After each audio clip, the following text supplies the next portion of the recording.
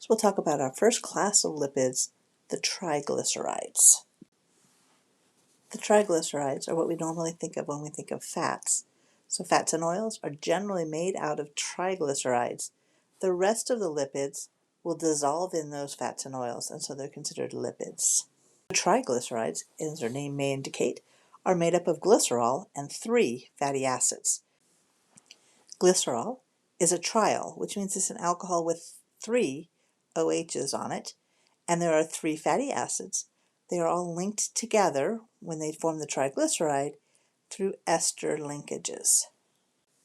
Recall in organic chemistry when we took an alcohol and a carboxylic acid and made an ester, we called that a condensation reaction.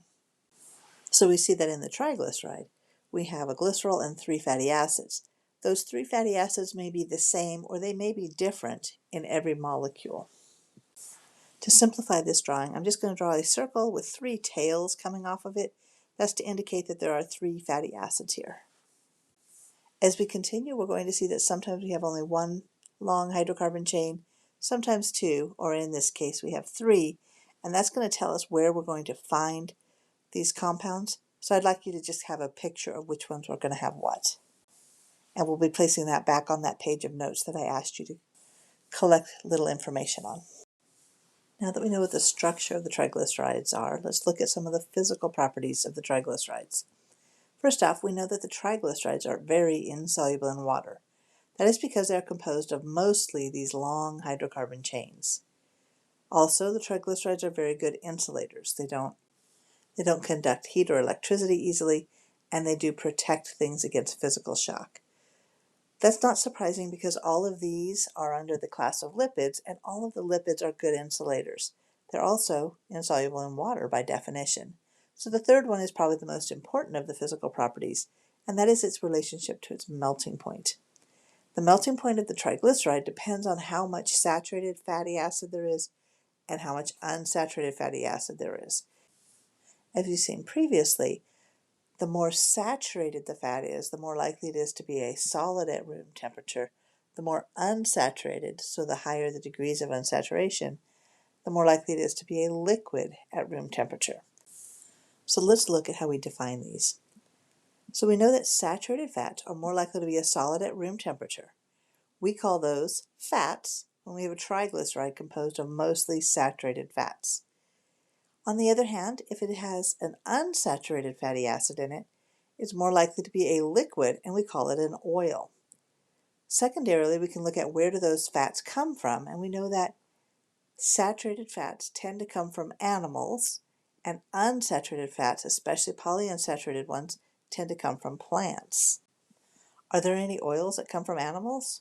Certainly we know there is. We know that we can have oily skin and oily hair, and so we know that there are some oils that come from animals.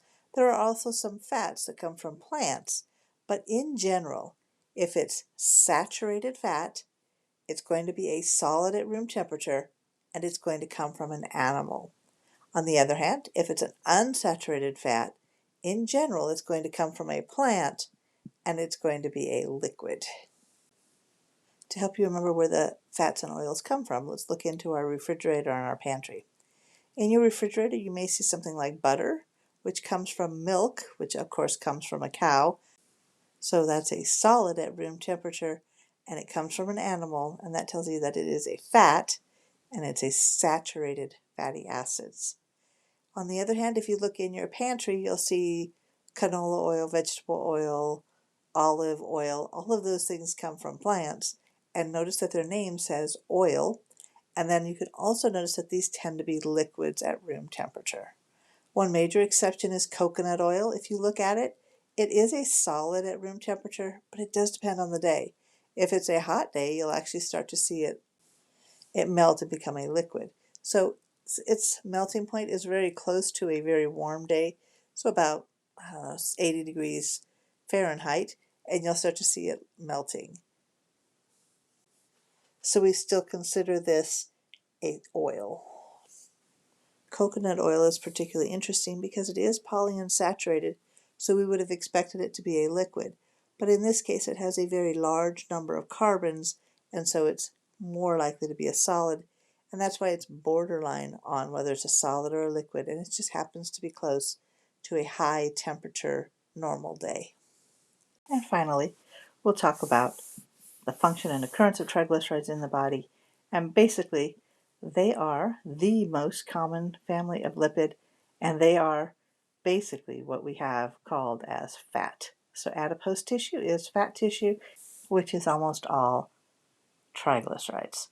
The reason the triglycerides behave the way that they do is there's very little of it that is soluble in water. There's only a few oxygens, and they're encapsulated inside of all of this carbon chain.